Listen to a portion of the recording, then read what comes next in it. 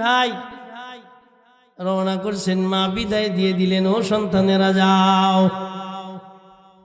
আমার নবীজিকে গালি দিয়েছে, ওদের দুনিয়ায় বেঁচে থাকার অধিকার নাই। দুই যুবক, দুই ভাই, ছোট বাচ্চা নবীজির সামনে যায় দাঁড়াইলেন। নবীজিকে ডেকে কয়, ইয়া রাসূলুল্লাহ, ইয়া হাবিবাল্লাহ, ও নবী আমার, আমরা দুই ভাই যুদ্ধের ময়দানে যাবো। নবীজি তাকায় দেখে ছোট ছোট বাচ্চা, এরা আবার কি যুদ্ধ করতে যাইব? নবীজি ডাক দিয়ে কয়, তোমরা যুদ্ধ করতে যাইতে পারবা না, কারণ তরবারিটা হইলো এই বড় আর মানুষ হইলো এডুক। তরবারি বড় না মানুষ বড়? সবাই কন ভাই, কি বড়? তরবারি বড় না? তরবারি কে ধরবে আর ওদের কি বা কে বাঁচাবে? কিন্তু সিদ্ধান্ত হয়ে গেল তোমরা যেতে পারবা না। দুই ভাই কান্না শুরু করে দিল। নবীজি দিকে কয়, এ মাআজ আর মুআউযিজ, ভালোভাবে শুনে নাও। ছোট ভাইরা খেয়াল করো, ভালোভাবে শুনে নাও। দুই ভাই কষ্টাকুস্তি বুঝেননি, দুই ভাই বলা বলি বুঝেননি, দুই ভাই কষ্টাকুস্তি দৌড়বা। যে জিতবা এই যুদ্ধের ময়দানে যাইবা, আর যে জিতবা না এই যুদ্ধের ময়দানে যেতে পারবা না। দুই ভাই এবার কষ্টাকুস্তি ধরল। ছোট ভাই বড় ভাইকে ডেকে কয়, ও ভাই আমার, তুমি তো আমাকে ধাক্কা দিয়ে নিচে ফেলা দিবা, আমি তো যুদ্ধে যাইতে পারবো না। শোনো না ভাই আমার, তুমি যদি আমাকে একটু সুযোগ দাও, আমি একটা ধাক্কা মারলে তুমি নিচে বইরা যাইবা, আগে তুমি আমারে ফেলাও, বাধা দিব না। দ্বিতীয়বার আমি ধাক্কা দিলে তুমি নিচে বইরা যাইও। মায়ার নবী সরকারে দুজাহান আনন্দিত হইয়া আমাদের দুই ভাইকে যুদ্ধের ময়দানে পাঠায় দেবে। ঠিক তামান্না, এমন তামান্না দিলের ভিতরে, দুনিয়ার জমিনের কোনো তামান্না না, ধনী হওয়ার তামান্না না, দুনিয়ায় অর্থ স্বাবলম্বী হওয়ার তামান্না না, দুনিয়ায় যশ খ্যাতি পাওয়ার কোনো তামান্না না, না না, দিল সে শুধু হয়ে গই, সব তামান্না, সব আকাঙ্ক্ষা দিল থেকে সব দূর হয়ে গেছে। শুধুমাত্র একটি চাওয়া, আমার নবীজিকে গালি দিয়েছি আবু জাহেল, আমরা দুনিয়ায় বেঁচে থাকব আর আবু জাহেল দুনিয়ায় বেঁচে থাকবে। হতে পারে না, হয়তো আমরা বিদায় নিয়ে চলে যাব, আর না হয় নবীর দুশ্মন আবু জাহেলকে দুনিয়া থেকে বিদায় করে দিব। চিল্লা বলবেন না সুবহানাল্লাহ। দুই ভাই সিদ্ধান্ত নিলেন। নবীর সম্মুখে এবার কষ্টাকুস্তি শুরু হয়ে গেল। এক ভাই, বড় ভাই আর ছোট ভাইকে বড় ভাই নিচে ফেলাইয়া দেয়। এবার বড় ভাই যখন ছোট ভাই ধাক্কা দেয়, নিচে পড়ে যায়। নবীজি আমার মুস্কি হাসে। নবী ঘোষণা করে দেয়, ও সাহাবীরা, আমার এই মুআজ আর মুআজ তোমাদের সঙ্গে যুদ্ধে যাবে। চিল্লে বলবেন না সুবহানাল্লাহ। কি আশিক, কি পাগল হয়ে গেছে নবীজির ছোট ছোট সাহাবীরা, এমন পাগল হয়ে গেছে নবীজির দুশ্মনের বিচার দুনিয়ার জমিনে করে দিব, আরে মরতে দিব না। দুই ভাই যুদ্ধের ময়দানে রওনা করলেন। তরবারি বড়, মানুষ দুইটা ছোট হয়ে গেল। নবীজির সাহাবী এবার দাঁড়ায় দেখে এত ছোট ছোট বাচ্চারা যুদ্ধের ময়দানে আগমন করলেন, এরা তো তরবারি জাগাইতে পারে না। নবীজির সাহাবী দেখে কয়, আমি বড় চিন্তিত হয়ে গেলাম, আমি বড় টেনশনে পড়ে গেলাম। আমি চিন্তা করলাম ওদেরকে রক্ষা করব না, আমি বেঈমানদেরকে মারতে যাব। ইতিমধ্যেই মুআজ আর মুআজ আমার কাছে এসে ডাক দেয়া হয়, ও চাচা যান, আমার নবী মুহাম্মদ রাসূলুল্লাহ তাকে গালি দিয়েছে আবু জাহেল, আপনি যদি একটু দেখা দিতেন, ওরে দুনিয়া থেকে বিদায় করে দিতাম। আল্লাহু আকবার বলো। ওরে দুনিয়া থেকে বিদায় করে দিতাম। নবীজির সাহাবী বলেন আমি টেনশনে পড়লাম, ওরা কয় কি? আমি বললাম আবু জাহেল তো বড় একটা বেড়া, ছোটখাটো বেড়া না, কুরাইশদের লিডার, বেঈমানদের বড় লিডার, কেমনা তোমরা তাকে মারবা? কয় চাচাজি একবার একটু দেখা দাও না, আমার মায়ার নবী কি বড় কষ্ট দিয়েছে, আমরা আর দুনিয়ায় রাখবো না। সাহাবী বলেন আমি ইতিমধ্যে তাকায় দেখলাম আবু জাহিল ঘোড়ার পিঠে দৌড়ে আসতেছে, রাগা তরবারি নিয়া, খোলা তরবারি নিয়া দৌড়াই আসতেছে। আমি ছোট বাচ্চা মুআজ আর মুআউযকে বললাম এ মুআজ আর মুআজ, ওই যে আবু জাহিল্লারে দেখা যায়। নবীজির সাহাবী বলে আমি বলতে দেরি, মুআজ তরবারি দিয়ে লাফ দিয়ে খুব মারলেন আবু জাহেল উরু বরাবর। আবু জাহেল নিচে পড়ে গেল। মুআউয এবার তরবারি দিয়ে আঘাত করল।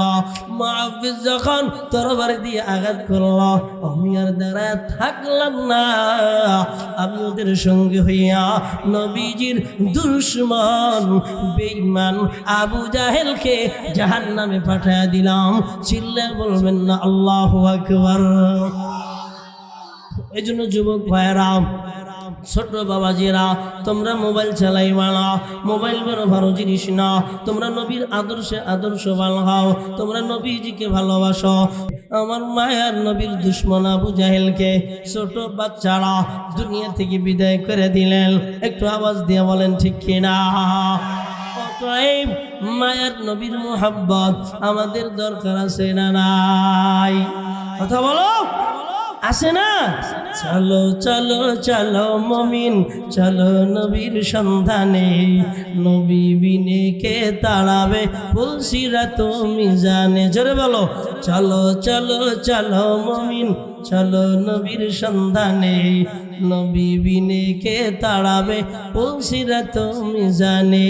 চলো চলো চলো মুমিন, চলো নবীর সন্ধানে, নবী বিনে কে তাড়াবে ফুলসিরাত মিজানে। নবী আমার জীবন ভরে দিনের লাগি কষ্ট করে দন্দন শহীদ করিলেন উহুদের ময়দানে, নবী বিনে কে তাড়াবে ফুলসিরাত মিজানে। চলো চলো চলো মুমিন, চলো নবীর সন্ধানে, নবী বিনে কে তাড়াবে ফুলসিরাত মিজানে। এমন এতিম নবী আমার, ওরে মাতা পিতা নাই যে তাহার, এমন এতিম নবী আমার, ওরে মাতা পিতা নাই যে তাহার, এরপরেও কত মারা, এরপরেও কত মারা, মারলো তারে দুশমনে, নবী বিনে কে তাড়াবে ফুলসিরাত মিজানে। চলো চলো চলো মুমিন, চলো নবীর সন্ধানে, নবী বিনে কে তাড়াবে ফুলসিরাত মিজানে। আওয়াজ দিয়ে বলেন ঠিক কিনা? ওই নবীর জন্য, ওই নবীর ভালোবাসায় কে কে জীবন দিতে তৈয়ার আছো? দুটো হাত আল্লাহরে দেখে দাও। আল্লাহু আকবার, নারায়ে তাকবীর, নারায়ে তাকবীর।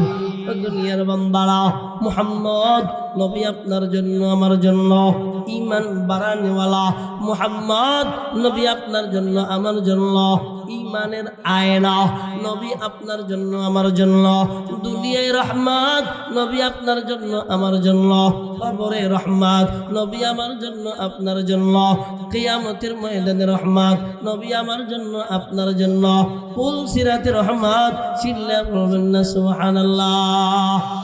নবীর একজন আশিক যখন দুনিয়া থেকে বিদায় হইয়া অন্ধকার কবরে চইলা যায়, এ বাবাজি আল্লাহর বান্দারা, যখন অন্ধকার কবরে চইলা যায় তখন নবীজি আমার কবরের ভিতরে দেখা করে। চিল্লা বলবেন না সুবহানাল্লাহ। শুধু তাই না, নবীজি আমার এমন নবী, কিয়ামতের ময়দানে নবীজি আপনার আমার মায়া আর মোহাব্বতে সিজদায় পড়া যাবে। সিজদায় পড়া গিয়া এবার ডাক দেবে, আল্লাহ আমার উম্মত, আমার উম্মত। আল্লাহ বলবেন, নবী কাঁদা লাগবে না, আপনি বলবেন শোনা হবে, আপনি শাফাআত করবেন, শাফাআত কবুল করা হবে। শুধু তাই না, নবীজি বলেন হাউজে কাউসার লইয়া আমি নবী দাঁড়ায় যাব। আল্লাহর আরশে মহল্লা, আরশে মহল্লার নিচে আমি নবী হাউজে কাউসারের পানি লইয়া দাঁড়ায় যাব। আমার উম্মতদেরকে আমি আগেই হাউজে কাউসারের পানি পান করাবো। চিল্লা এখন সুবহানাল্লাহ। নবীজি বলে, উম্মত আমি তোমাদেরকে নিয়ে সর্বপ্রথম আল্লাহর জান্নাতে যাব। আমি যাওয়ার আগ পর্যন্ত কোন নবী যাবে না, কোন উম্মত জান্নাতে যাবে না। আমার উম্মত যত সময় পর্যন্ত জান্নাতে জানা যাবে, তত সময় পর্যন্ত কোন নবীর উম্মত জান্নাতে যেতে পারবে না। চিল্লা বলেন না সুবহানাল্লাহ। ইমামুল আউয়ালিন আল আখিরিন ওয়ার সাদকা রাহমাতাল লিল আলামিন সাইয়্যিদুল কাওনাইন খাতমুল মুরসালিন আখিরামাদ বুওয়াদ ফখরুল আউয়ালিন। ও দুনিয়ার বান্দারা, নবী আমার ইমামুল মুরসালিন, নবী আমার রাহমাতাল লিল আলামিন। চিল্লা বলেন ঠিক কিনা? ওই নবীর উম্মত আমরা দামি না অদামি? চিল্লা বলেন। হ্যাঁ, ওই নবীর উম্মত আমরা এত দামি। ও আল্লাহর বান্দারা, ওই নবীর উম্মত আমরা, ওই উম্মত পূর্ণাঙ্গ হতে গেলে নবীর সুন্নাত বিকল্প কোনো রাস্তা নাই। চিল্লা বলেন ঠিক কিনা? দুনিয়ার জমিনে আপনার ভালোবাসা থাকবে আল্লাহর সাথে। চিল্লা এখন কার সাথে? 2 নম্বরে কার সাথে? 2 নম্বরে কার সাথে? নবীজির সাথে। বলেন 1 নম্বরে কার সাথে? 2 নম্বরে কার সাথে? হ্যাঁ, নবীজি আমার 2 নম্বরে তার ভালোবাসা, 1 নম্বরে আল্লাহর ভালোবাসা। এই জন্য দুনিয়ায় আপনি যে কর্মকাণ্ডগুলো করবেন সব আল্লাহর ভালোবাসায় করবেন। নবীজি বলে, মান আহাব্বা লিল্লাহ, তুমি বন্ধুকে ভালোবাসবা, আল্লাহর জন্য ভালোবাসবা, বিবিকে ভালোবাসবা, আল্লাহর জন্য ভালোবাসবা, ছেলে মেয়েকে ভালোবাসবা, তাও আল্লাহর জন্য ভালোবাসবা। একটু আওয়াজ দিয়ে বলেন ঠিক কিনা? আবগাদুলিল্লাহ। ও দুনিয়ার মুসলমানেরা, তুমি কারো সঙ্গে দুশ্মনী করবা, আল্লাহর জন্য করবা। কারো সঙ্গে মারামারি করবা, আল্লাহর জন্য করবা। কাউকে দুনিয়া থেকে বিদায় করবা, তাও কারো জন্য। চিল্লা বলেন না, আল্লাহর জন্য করবা।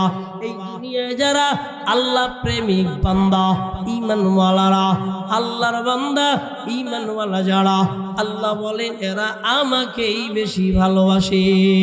একটু চিল্লা বলেন না, ঈমানদাররা কারে বেশি ভালোবাসে? সবাই বলেন, বলেন, ওয়াল্লাযীনা আমানু আশাদ্দু হুব্বাল লিল্লাহ।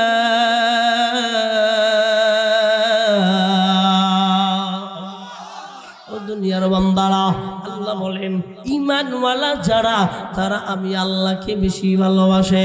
ঈমানওয়ালা বান্দি যারা হয় তারা আল্লাহকে বেশি ভালোবাসে। ঈমানওয়ালা বান্দা যারা হয় এরা আল্লাহকে বেশি ভালোবাসে। বুড়ি হয়ে গেছে, গরম পানি ছাড়া চলতে পারে না, কিন্তু রাতের বেলায় নেটওয়ার্ক লাগায় দেয়। ও মালিক কোথায় তুমি, কই তোমারে ছাড়া ভালো লাগে না। ওরে দয়ার মাওলা রে, ওরে দয়ার মাবুদ রে, কোথায় গেলে পাইব তোমার ঠিকানা? বলো কোথায় গেলে পাইব তোমার ঠিকানা তোমাকে পাইবার সে ঘুরি আমি দেশ বিদেশে কোরআনের ময়দানে করলাম বিছানা কোরআনের ময়দানে করলাম বিছানা ওরে দয়ার মাওলা রে ওরে দয়ার মাবুদ রে কোথায় গেলে পাইব তোমার ঠিকানা তোমাকে হারাইয়া ভালো থাকবো না তোমাকে হারাইয়া কবরে যাব না তোমাকে হারাইয়া জান্নাতে যাব না ওরে দয়ার মাওলা রে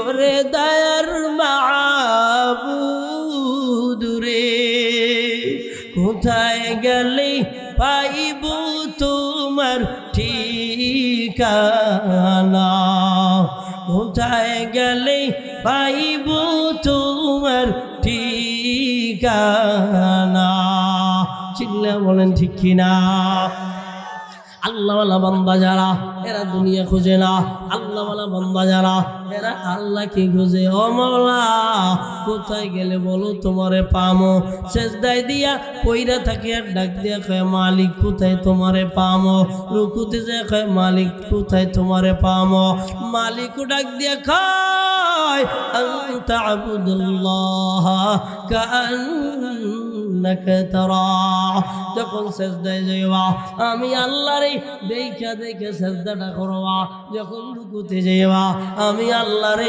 দেখা দেখা রুকুটা করবা চিল্লা বলবেন না সুবহানাল্লাহ এই জন্য মালিক আল্লাহর যে মেয়েরা পাগল হয়ে যায় পুরুষেরা পাগল হয়ে যায় দুনিয়ার খবর নেয় না কে পাগল হয়েছে রাবেয়া বসরি পাগল হয়ে গেছে একটু চিল্লা বলেন না কেডা পাগল হয়েছে হ্যাঁ রাবেয়া বসরি পাগল হয়ে গেছে রাবেয়া বসরি বড় সুন্দরী ছিলেন না কিতাবের ভিতরে লেখা হয় রাবেয়া বসরি এমন বেটি একটা মহিলা ছিল রাবেয়া বসরি একজন গোলাম বান্দির ঘরের গোলাম ছিল শুধু তাই না রাবেয়া বসরি এত কালো কুৎসিত ছিল দেখার সৌন্দর্য ছিল না কিন্তু রাবেয়া বসরির একজন স্বামী ছিল স্বামী দুনিয়া থেকে অসুস্থতা অবস্থায় বিদায় নিয়ে চলে গেলেন স্বামী যখন বিদায় নিয়ে চলে গেলেন বিদায় নেওয়ার আগেও রাবেয়া বসরি আল্লাহ ছাড়া কিছু চেনে নাই কিতাবের ভিতরে লেখা হয় রাতের বেলা স্বামীর কাছে এসে ডাক দিয়ে বলতেন স্বামী আমার আপনাকে কি আমার প্রয়োজন স্বামী বলতেন বিবি আমাকে তোমার আর এখন প্রয়োজন নাই রাবেয়া বসরি বলতেন স্বামী আমার আমি একটু আল্লাহর সঙ্গে দেখা করব আমি নামাজে দাঁড়ায় যাব চিল্লে সুবহানাল্লাহ বলবেন না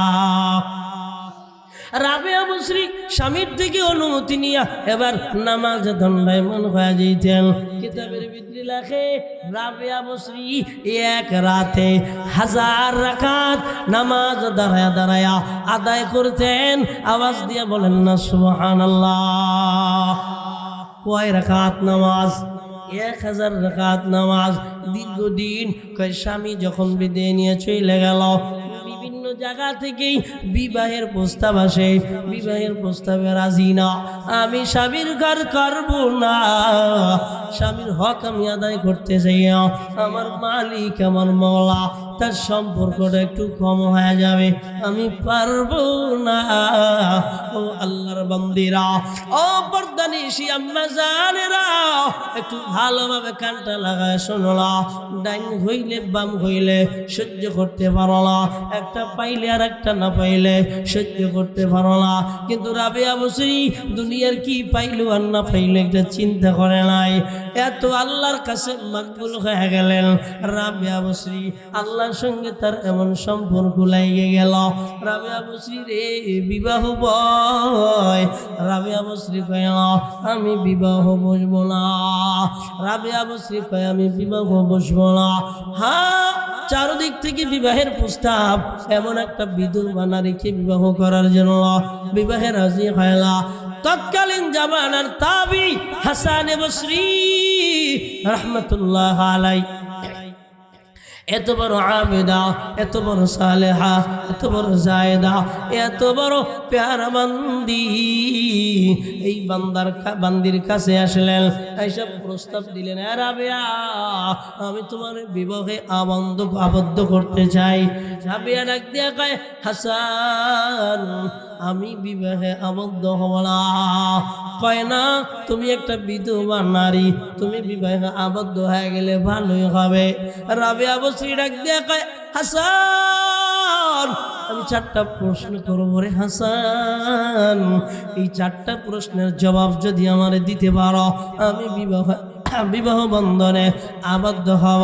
একটু সবাই বলো না কয়টা প্রশ্নের জবাব? কয়টা?